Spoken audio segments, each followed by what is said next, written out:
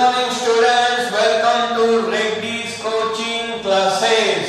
Now we are going to study geography, 12th standard art students or art streams. Okay. Now art stream students, obviously geography is very important subject for them, and you have to study geography thoroughly and you have to understand it, because geography, even though it is a disinteresting subject for the students, here it is very important. And if you study it nice, तो अगर आपको geography का आपने पढ़ा ही है, बराबर, आप पहली बार ऐसे ज्योग्राफी नहीं पढ़ रहे हैं, ज्योग्राफी आपने 8th, 9th, 10th में अच्छी तरह से पढ़ा है, और ये जो देखो आपके सामने लेसन है, आपको समझ में आ रहे हैं, पॉपुलेशन 1, पॉपुलेशन 2, यानी पार्ट है उसके, human settlement, land use, primary economic activities, secondary economic activities, tertiary economic activities, regional development, geography, nature and scope. अभी इसमें से बहुत सारे चैप्टर तो आपको 9th और 10th में गए हैं, भले उनका स्वरूप छोटा था, क्या था, स्वरूप छोटा था, यानी छोटा छोटे लेसन थे, वो ज्यादा से ज्यादा 2 पेज 3 पेज, उससे ज्यादा नहीं थे। लेकिन यहाँ कैसे आर्ट्स के स्टूडेंट हो, तुम लोग अभी 12th स्टैंडर्ड में पढ़ रहे हो, तो ऑब्वियसली ये जो लेसन होंगे वो बड़े पैमाने पे होंगे, वो कॉम्पैक्ट नहीं होंगे। क्या नहीं होंगे? It will not be compact but it will be a large one. Lesson बहुत बड़े बड़े होंगे, 8-8, 10-10 पेज के लेसन होंगे, बराबर। कुछ लेसन तो 12-12 पेज के भी है, बराबर। लेकिन देखो आपको ज्योग्राफी में बहुत सारी चीजें जानी, बहुत सारे लोगों को ज्योग्राफी बोरिंग सब्जेक्ट लगता है, बराबर। हिस्ट्री में ज्योग्राफी क्या पढ़ने का, बराबर, लेकिन ऐसे नहीं है। ज्योग्राफी में भी आपको मालूम रहेगा कि 10th में बहुत सारे स्टूडेंट आउट ऑफ स्कोर करते हैं, अच्छी तरह से मार्क्स लाते हैं और थोड़ा सा सिर्फ ध्यान देते हैं, बराबर। ऐसे नहीं आपको साइंस जैसा पढ़ना है, मैथ्स जैसा पढ़ना है, इकोनॉमिक्स जैसा पढ़ना है, एकदम सिंपल बोलेंगे तो इकोनॉमिक्स जैसा पढ़ना है, बराबर। इसमें आप थोड़ा सा ध्यान देंगे तो आपको बहुत सारी चीजें मालूम पड़ेगी। अभी ज्योग्राफी में सबसे ज्यादा मार्क्स कहाँ होते हैं? तो कोई भी हो, चाहे 10th हो या 12th, तो अभी हम लोग 12th के बारे में हम लोग बात कर रहे हैं, 12th आर्ट्स के बारे में। लेकिन कोई भी स्टैंडर्ड हो, सबसे ज्यादा मार्क्स जाते हैं ऑब्जेक्टिव्स पे। किसमें जाते हैं? ऑब्जेक्टिव्स, बराबर। अब कोई भी पेपर उठाओ, बराबर, चाहे 10th का हो, 12th का हो, आर्ट्स का हो, बराबर, या कोई भी हो, आप जब ज्योग्राफी का पेपर उठाते हैं, जब देखते हैं, बराबर, आप बोर्ड का पेपर देखो उसमें, बराबर, उसमें सबसे ज्यादा मार्क्स ऑब्जेक्टिव्स के होते हैं। किसके होते हैं? ऑब्जेक्टिव्स के। ऑब्जेक्टिव्स तो आपको मालूम है, fill in the blank, match the column, true और फॉल्स, बहुत सारे गिव रीजन, या गिव रीजन तो उसमें नहीं आएगा, लेकिन बाकी सब बहुत सारे ऑब्जेक्टिव उसमें आते हैं। मैप रीडिंग तो सबसे इंपॉर्टेंट है, फिर ग्राफ आते हैं, डायग्राम आते हैं, बराबर। लेकिन स्टूडेंट्स क्या करते हैं? ऑब्जेक्टिव है ना, हम लोग बाद में देख लेंगे, या एग्जाम जैसे आ जाएगा हम लोग पढ़ लेंगे, हमको कोई टेंशन नहीं है। हम लोग अभी क्या करेंगे? मेन बड़े बड़े questions, large question, answering details, answering brief, ये हम लोग पढ़ते जाएंगे। लेकिन ऐसा मत करो, बराबर।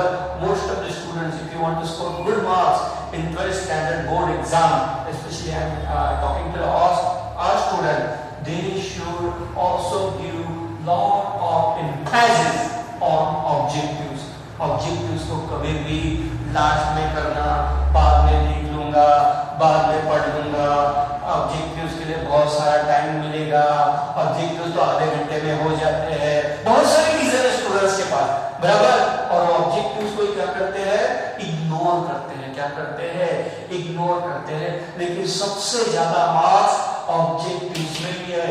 अभी ऑब्जेक्टिव में सिर्फ fill in the blank, match the column, true और फॉल्स, या एग्री डिसएग्री, ये इतना ही चीजें नहीं है, बल्कि उसमें मैप रीडिंग है, डायग्राम तुमको ड्रॉ करना पड़ता है, उसके बाद ग्राफ रीडिंग भी है, बहुत सारी चीजें, वो भी ऑब्जेक्टिव में ही पकड़ा जाएगा, बराबर। इसीलिए ऑब्जेक्टिव्स आर वास्ट। ऑब्जेक्टिव्स क्या है? वास्ट है। Objectives are vast. So obviously हम लोग आधे घंटे में ऑब्जेक्टिव्स पढ़ लेंगे, बराबर। एग्जाम के 2 दिन पहले ऑब्जेक्टिव्स पढ़ लेंगे। ऐसा जो करता है स्टूडेंट, वही ज्यादा से ज्यादा कम मार्क्स लाता है या फेल हो जाता है। ज्योग्राफी में आपको पास होने का एकदम सिंपल मंत्र, बराबर, एक सिंपल वे है ऑब्जेक्टिव्स। पहले ध्यान तो ऑब्जेक्टिव्स के ऊपर। बराबर। आर्ट्स का स्टूडेंट हो या 10th स्टैंडर्ड का स्टूडेंट हो, कोई भी हो, बराबर। यहाँ मैं आर्ट्स के बारे में बात कर रहा हूँ, लेकिन ऑब्जेक्ट उसको आप कभी भी इग्नोर मत करो। अभी दूसरी बात, आपको तो मालूम है 80-20 रूल आ गया है, बराबर। 80 मार्क्स का रिटर्न एग्जाम और 20 मार्क्स का ओरल।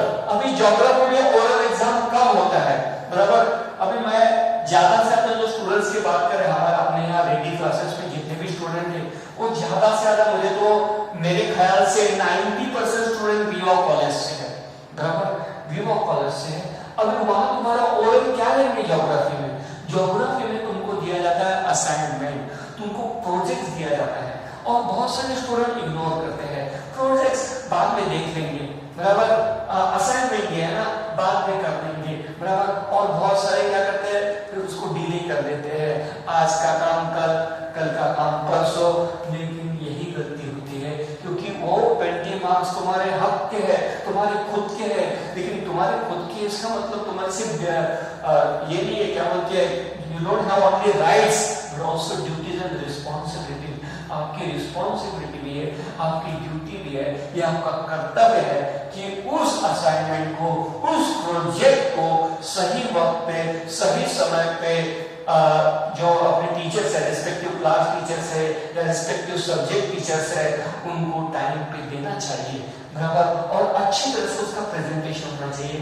कैसे भी प्रोजेक्ट बना के दिया, बराबर, आपको लगता है टीचर आपको मार्क्स अच्छे दे देंगे, लेकिन ऐसा नहीं होता है। टीचर्स भी समझते हैं, देखते हैं कि इसने प्रोजेक्ट अपने दिलो दिमाग से किया है या ऐसे काम करने के लिए या पूरा करने के लिए या सिर्फ दिखावा करने के लिए या दिखाने के लिए, बराबर, किया है। इसीलिए मैं आपको बोलता हूँ कि कोई भी काम करोगे, work with passion, work with passion, बराबर, not with passion but with passion. So obviously जो भी प्रोजेक्ट है, जो भी असाइनमेंट है, अभी तो कॉलेज शुरू नहीं होगा, कॉलेज तो शुरू होने में टाइम लगेगा, अगस्त लग सकता है, सितंबर भी लग सकता है, लॉकडाउन है, बराबर। और ये कोविड-19 का क्राइसिस जो है, पैंडेमिक है, सब जगह फैला हुआ है, वो जब तक कंट्रोल में नहीं आता है तो ऑब्वियसली कॉलेज का हम लोग कुछ बोल नहीं सकते। लेकिन इसका मतलब आप पढ़ना बंद कीजिए या आराम से आगे हमको कोई टेंशन ही नहीं है, ऐसे मत सोचिए। बल्कि आपको मालूम है ई भारती के जो वेबसाइट है, उनकी जो ई कार्ड है, उसमें से आप लोग बहुत सारे बुक्स जो गवर्नमेंट के बुक्स है, बराबर, वो आप डाउनलोड कर सकते हैं और उसको आज पढ़ना शुरू कीजिए। मुझे मालूम है उसमें से बहुत सारा समझेगा भी नहीं, बराबर। अब जब कोई भी लेसन लेंगे, कोई भी सब्जेक्ट लेंगे, उसका एक लेसन लेंगे, बराबर, उसमें से आपको समझो 20% समझ में आया, 80% समझ में नहीं आया, तो ये वीडियो लेक्चर आपके लिए बना रहे हैं, बराबर। कम से कम आपको 50% भी समझ में आया through video lecture, through your own study and reading, every reading, तो आपका काम आधा खत्म हो गया, बराबर। तो अक्टूबर के बाद, नवंबर के बाद आपको सिर्फ 50% मेहनत करनी पड़ेगी और आराम से आपकी नैया पार हो जाएगी, यानी आप 12th आराम से पास हो जाएंगे। सिर्फ पास नहीं होंगे, जो अच्छी तरह से और मन लगा के काम करेंगे, मन लगा के पढ़ाई करेंगे, obviously they will score good marks, बराबर। In geography also they can score 90 and above और 80 एंड अबव, और ये मुमकिन है, बराबर। आप बहुत सारे स्टूडेंट बोलेंगे सर आप क्या जोक कर रहे हो, का ज्योग्राफी के कितने बड़े बड़े आंसर्स होते हैं, ज्योग्राफी हमको पढ़ने पड़ता नहीं है, बोरिंग लगता है, लेकिन ऐसा नहीं है। आप सिर्फ इस सब्जेक्ट को रोज के अपने जो भी करिकुलम आपने प्लानिंग जो भी किया है, बराबर, सिर्फ आधा घंटा दीजिए। कितना दीजिए? सिर्फ आधा घंटा। चलो रोज नहीं दे सकते आप, बराबर, तो भी हफ्ते में 3 दिन सिर्फ इस सब्जेक्ट के लिए दीजिए। आधा घंटा भी आपने दिलो दिमाग मन लगाकर पढ़ाई की तो ऑब्वियसली कोई भी आपके लिए हार्डशिप नहीं है, कोई भी आपके लिए प्रॉब्लम्स नहीं आएंगे अभी। सो अभी देखो लेसन भी वैसे ज्यादा नहीं है, 1 to 8 लेसन है।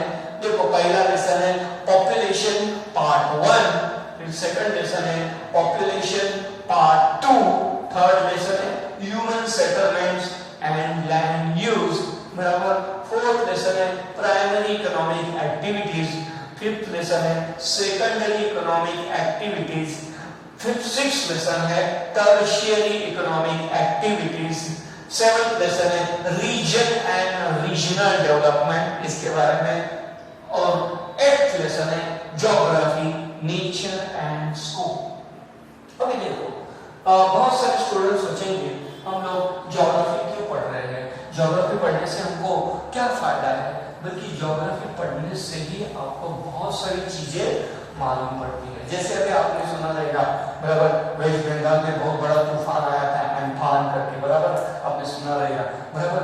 ये भी सब जो अनुमान लगाते हैं कि ये तूफान कहाँ से आएगा, कैसे आ गया, वेदर डिपार्टमेंट ने पहले ही बता दिया था और पहले वहाँ इवैक्यूएशन यानी वहाँ खाली कराना शुरू हो गया। तो इसके लिए ज्योग्राफी इंपॉर्टेंट है बराबर। सो अभी हम लोग देखेंगे पॉपुलेशन। अभी पॉपुलेशन तो आपको एकदम मस्त सब्जेक्ट है और 9th और 10th में इसके बारे में बहुत सारा लेसन है बराबर। आप अगर रेफर करेंगे वो अब भूल नहीं गए और भूल भी गए तो आप कोई भी 10th का बुक उठा लीजिए, 9th का बुक उठा लीजिए, उसमें आपको पॉपुलेशन जरूर ये लेसन कहीं ना कहीं मिलेगा बराबर। सो पॉपुलेशन पार्ट 1। अभी देखो यहाँ पॉपुलेशन का लेसन एक ही है लेकिन उसको उन्होंने दो पार्ट में अलग अलग कर दिया है, पार्ट 1 पार्ट 2। देखो यानी दो लेसन ही सिर्फ पॉपुलेशन पे है, इसीलिए पॉपुलेशन ये जो है ये इंपॉर्टेंट लेसन है from the point of view of board, Maharashtra state board as well as from the point of view of the student के पॉइंट ऑफ व्यू से भी ये बहुत इंपॉर्टेंट लेसन है क्योंकि एक ही लेसन को उन्होंने दो पार्ट में बांट दिया है। और देखो पहले स्टार्टिंग में पॉपुलेशन है, सेकंड लेसन भी पॉपुलेशन है, पार्ट 1 पार्ट 2 बराबर। यानी ये इंपॉर्टेंट लेसन है, ये समझ में आता है लॉजिक है इसके पीछे बराबर। अभी देखो पॉपुलेशन पार्ट 1 में क्या है, distribution and pattern, qualitative and quantitative composition. अभी पॉपुलेशन का डिस्ट्रीब्यूशन कैसा है, इवन नहीं है, सब जगह सेम है क्या पॉपुलेशन नहीं। अब देखते हो केरला में पॉपुलेशन क्या है, कम है बराबर, डेंसिटी ज्यादा है लेकिन पॉपुलेशन कम है बराबर। उत्तर प्रदेश, बिहार, महाराष्ट्र और बहुत सारे जो स्टेट्स है वो पॉपुलेशन क्या है, बहुत सारा है, क्या है। Okay now population part first में क्या बताया गया है, डिस्ट्रीब्यूशन एंड पैटर्न। अभी डिस्ट्रीब्यूशन एंड पैटर्न यानी क्या कि पॉपुलेशन कैसे डिस्ट्रीब्यूट हुआ है, उसका पैटर्न कैसा है। अभी डिस्ट्रीब्यूशन कैसे, जैसे देखो UP, Bihar, Maharashtra most populated state, लेकिन आप देखेंगे केरला पॉपुलेशन बहुत कम है। नॉर्थ ईस्ट, अभी नॉर्थ ईस्ट में कौन से कंट्री सॉरी कौन से राज्य है, कौन से स्टेट्स है, जैसे त्रिपुरा है, नागालैंड है, मेघालय है, अरुणाचल प्रदेश है बराबर, मिजोरम है, ये बहुत सारे है बराबर। तो ये जो 7 सिस्टर्स हम लोग बोलते हैं ना बराबर, वहां देखो पॉपुलेशन बहुत कम है, वहां पॉपुलेशन की डेंसिटी भी कम है, पॉपुलेशन भी कम है, तो उसको बोलते हैं डिस्ट्रीब्यूशन एंड पैटर्न बराबर। क्या बोलते हैं, डिस्ट्रीब्यूशन एंड पैटर्न। वो आपको इस लेसन में बताया जाएगा, पढ़ाया जाएगा और आपको मालूम पड़ेगा। Now qualitative and quantitative qualitative and quantitative composition.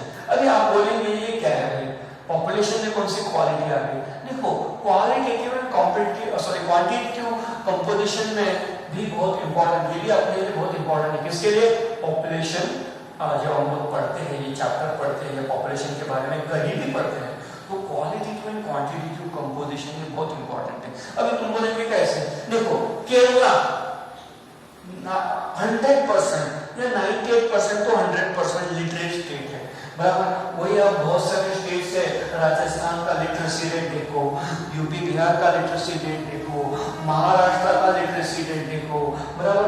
तो आपको मालूम पड़ेगा कि क्वालिटी क्या होती है। देखो पढ़ना लिखना बहुत जरूरी है, लिटरेसी रेट जितना ज्यादा रहेगा उतना population as a human resource उस कंट्री के काम आता है, उस देश के काम आता है बराबर। तो इसीलिए qualitative and quantitative composition, skills होनी चाहिए बराबर, आपके पास क्या होनी चाहिए, स्किल्स यानी कुशलता होनी चाहिए बराबर। ये भी क्वालिटेटिव एंड क्वांटिटेटिव कंपोजिशन में होता है।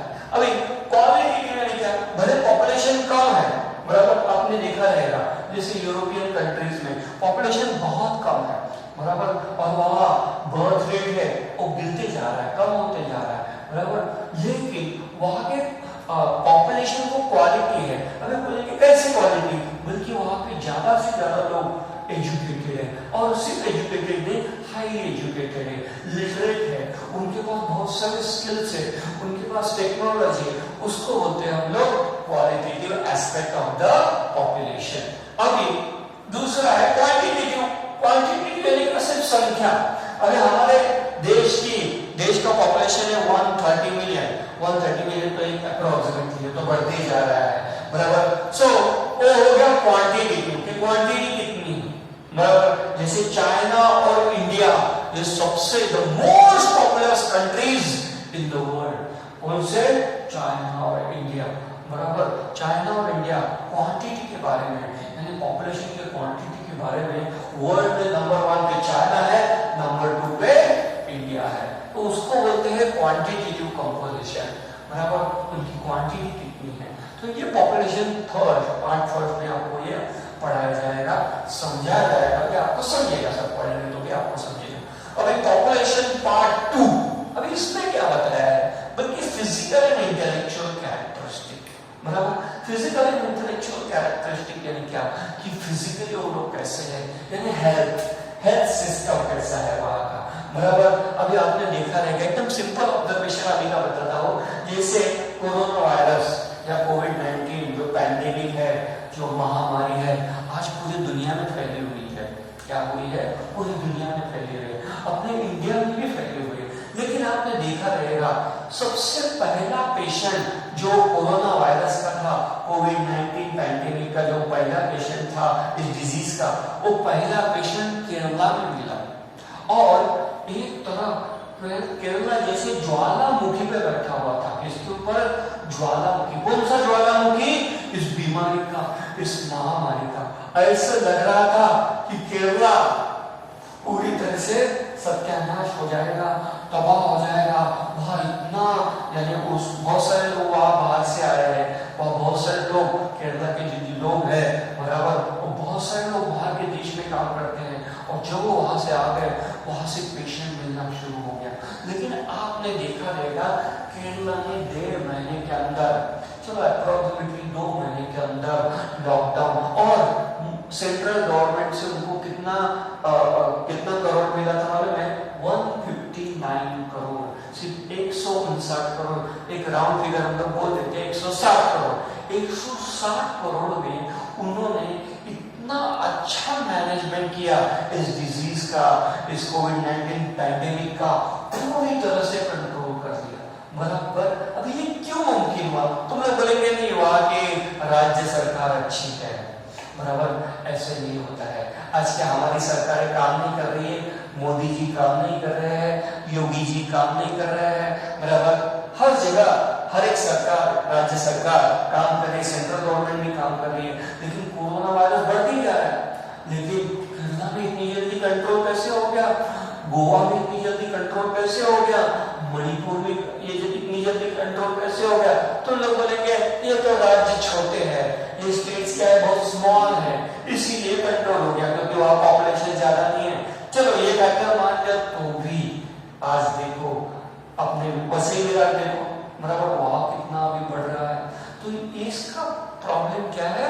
Physical and intellectual characteristic, health system अच्छी होना, फिजिकल कैरेक्टरिस्टिक अच्छे होना, इंटेलेक्चुअल कैरेक्टरिस्टिक यानी लिटरेसी रेट अच्छा होना, इंटेलेक्चुअली लोग ज्यादा से ज्यादा उनका यानी क्या होते हैं कि दिमाग अच्छा चलना, ये सब जो होते हैं उसको बोलते हैं physical and intellectual characteristic of that population, बराबर। और ये ह्यूमन रिसोर्स डेवलपमेंट में आता है। ह्यूमन रिसोर्स डेवलपमेंट यानी क्या? जैसे आपने देखा रहेगा कि आज 90% जो पूरे दुनिया में गुड्स बनता है, गुड्स, कमोडिटीज, जो भी चीजें बनती है, वो 90% चीजें चाइना में बनती थी, बन रही है, बराबर। अभी सब लोग चाइना से हटने की सोच रहे हैं, कंपनियां वहां से जाने की सोच रही है, लेकिन 90% जो गुड्स है, बराबर, वो चाइना में बन रहा है। क्यों?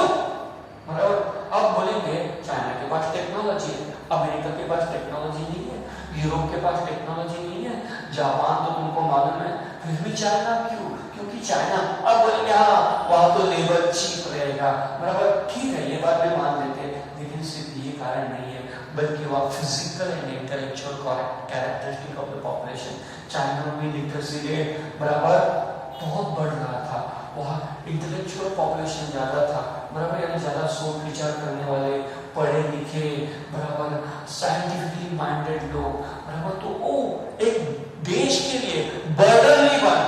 पॉपुलेशन ज्यादा होने के बावजूद भी, इंडिया से भी पॉपुलेशन ज्यादा होने के बावजूद भी चाइना अभी बन गया, और चाइना अभी देखो एक मिलिट्री सुपर पावर भी बन रहा है। ये किसकी वजह से? बल्कि वहां के पॉपुलेशन की वजह से, अच्छे पॉपुलेशन की वजह से, क्वालिटेटिव पॉपुलेशन की वजह से, और जिनका फिजिकल एंड इंटेलेक्चुअल कैरेक्टरिस्टिक एकदम हाई है, तो ह्यूमन रिसोर्स डेवलपमेंट। तो ये सब आपको किसमें पढ़ने को मिलेगा? उसके बहुत सारे एस्पेक्ट्स हैं, बहुत सारे पर्सपेक्टिव है, बहुत सारे नजरिया देखने का है, वो हम लोग पढ़ेंगे। कहा? पॉपुलेशन पार्ट 2 में। किसमें? ये सब चीजें आपको पढ़ाई जाएगी, बताई जाएगी डिटेल में, बराबर। तो ये पॉपुलेशन पार्ट सेकंड में। अभी थर्ड है human settlements and land use. अभी देखो, याद करो, ये लेसन आपको गया है 9th स्टैंडर्ड में, जो न्यू सिलेबस है उनको गया है, बराबर। So human settlements and land use. अभी देखो, सेटलमेंट्स अलग अलग टाइप की होती है। सेटलमेंट्स यानी क्या, बराबर, इंसान कहीं ना कहीं अपना रहने के लिए देखता है, रहने के लिए उसको घर चाहिए। अभी आपको जंगल में घर बांध के देंगे तो आप वहां रहेंगे क्या? नहीं। आपको कहीं पहाड़ के ऊपर, ऊंचे पहाड़ के ऊपर, बराबर, घर बांध के देंगे, आप वहां रहेंगे क्या? नहीं रहेंगे। तो ह्यूमन सेटलमेंट होती है। इंसान, man is a social animal. इंसान क्या है? समाज के बिना जिंदा नहीं रह सकता, अपनी जरूरतें और अपने आप पूरी नहीं कर सकता, बराबर, वो दूसरों के ऊपर निर्भर है, बराबर। सो इसके लिए सेटलमेंट्स के अलग अलग टाइप्स है। Compact settlement, cluster settlement, nucleated settlement, fragmented settlement, disperse settlement, isolated settlement. ऐसे बहुत सारे सेटलमेंट्स के क्या है?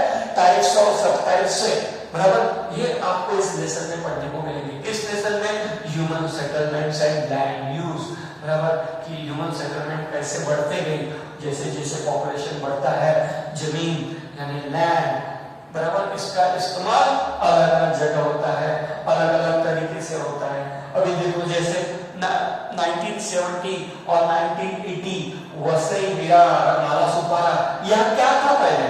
बराबर, सब जंगल था, बराबर, यहाँ खेती होती थी। क्या होती थी?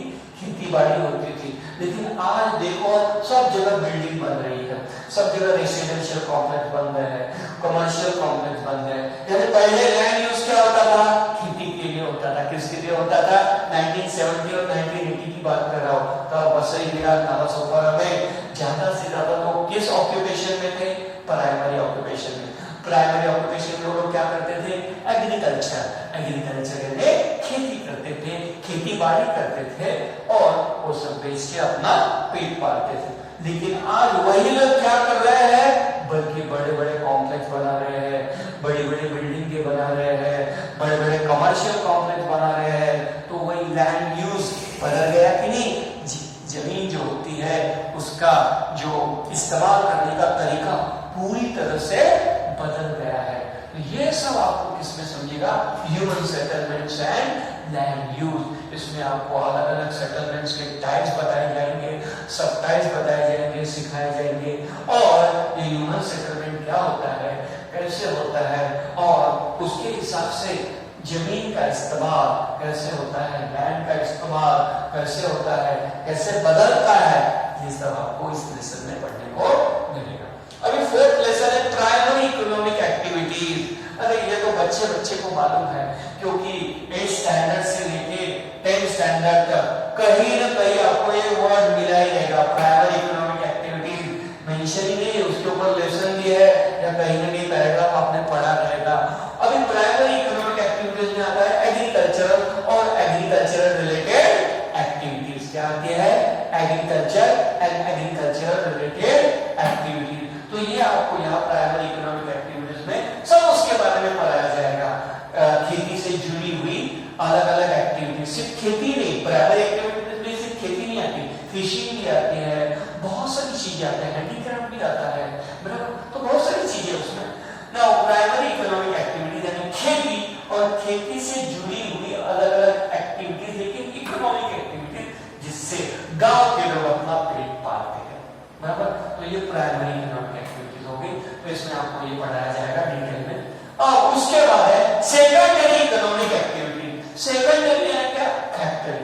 बराबर। जब मैन्युफैक्चरिंग होती है, क्या होती है? मैन्युफैक्चरिंग, बराबर। मैन्युफैक्चरिंग कहाँ होती है? जैसे ये पेन जो है आपके सामने मार्कर है, ये घर में बना सकते हैं क्या? नहीं, बराबर। तो ये कहाँ बनेगा? बल्कि कंपनी में। अभी कंपनी में, यानी कंपनी में नहीं, फैक्ट्री में बनेगा। किधर बनेगा? फैक्ट्री में बनेगा। इसका मैन्युफैक्चरिंग होता है।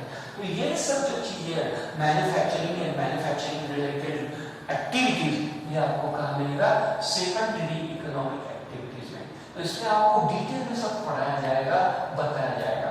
उसके बाद है टर्शियरी इकोनॉमिक एक्टिविटीज। अभी टर्शियरी इकोनॉमिक एक्टिविटीज बहुत इंपॉर्टेंट है, क्योंकि आजकल के जमाने में सर्विस इंडस्ट्री बहुत बड़े पैमाने पर बढ़ रही है। सर्विस इंडस्ट्रीज यानी क्या? एकदम सिंपल, जो फ्लिपकार्ट है, स्नैपडील है, उसके बाद अमेजॉन है, बहुत सारे अलग अलग ऐप्स है, वेबसाइट है, बराबर। उसके हिसाब से आप बहुत सारी चीजें खरीदते हैं, ऑनलाइन मंगाते हैं, बराबर। उसको बोलते हैं सर्विस इंडस्ट्रीज।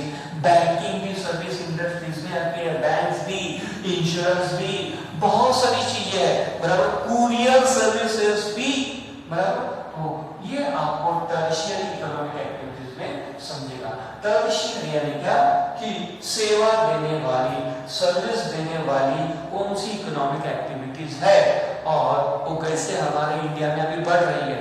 हमारा जो पहले जो था इंडिया, 60% to 70% पॉपुलेशन पहले प्राइमरी एक्टिविटीज के ऊपर डिपेंड था।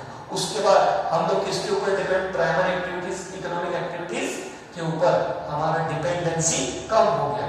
उसके बाद फिर हम लोग सेकेंडरी एक्टिविटीज ज्यादा करने लगे, यानी मैन्युफैक्चरिंग, प्रोडक्शन, इसके बारे में। अभी हम लोग किसमें है? Tertiary economic activity. हम